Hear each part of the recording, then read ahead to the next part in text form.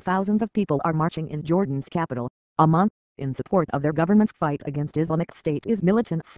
Jordan says its warplanes carried out dozens of airstrikes on its targets in Syria on Thursday in response to the killing of a Jordanian fighter pilot. The country's foreign minister said it was upping the ante against Ireland. Until now, Arab states have only been involved in a fraction of the US-led air campaign against the militants. The focus of Jordan's airstrikes is reported to be Raqqa, the IS stronghold in Syria. Local activists and IS sympathizers reported fresh strikes in the city on Friday, but these have not been confirmed by officials.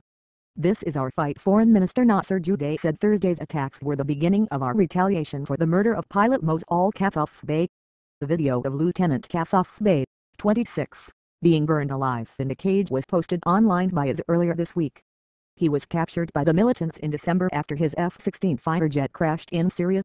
The video is believed to have been filmed on January 3. "We're going to go after them and we will eradicate them. We are at the forefront. This is our fight," Mr. Judeh told CNN. Jordan had previously only bombed the sites in Syria, but Mr. Judeh said it was now also targeting IS in Iraq. On Friday morning, Queen Rania joined thousands of people taking to the streets of the capital in a show of solidarity. The crowds gathered outside the capital's Al-Husseini Mosque after weekly prayers, waving Jordanian flags and pictures of Lieutenant Kasasbeh. According to the AFP news agency, some held placards that read, "Yes to punishment.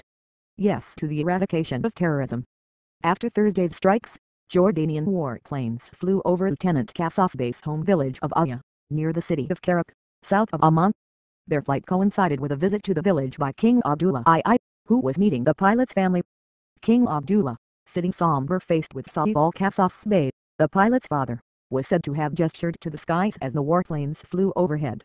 The army said in a statement that dozens of jet fighters had struck his targets, including training camps and weapons warehouses. State television showed people writing messages on what appeared to be missiles for the airstrikes, with one calling "is the enemies of Islam." On Friday, jihadi cleric Abu Muhammad al-Makdisi, whose writings had inspired members of al-Qaeda in Iraq, said the killing of Lieutenant Kasasbeh was not acceptable in any religion. Mr. Makdisi, who was unexpectedly released from prison on Thursday, told Jordanian TV station Roya that he had been involved in back-channel talks with IS to secure the release of Lieutenant Kasasbeh. Jordan had offered to swap Saida al-Rashid, a failed female suicide bomber, for the captured pilot, but Mr. Makdisi said the militants were never serious about an exchange. "During my communication, they lied and they were evasive," he said. "They acted like they were interested in a deal, but in fact they were not interested." Jordan executed Rashid and another convicted al-Qaeda operative on Wednesday.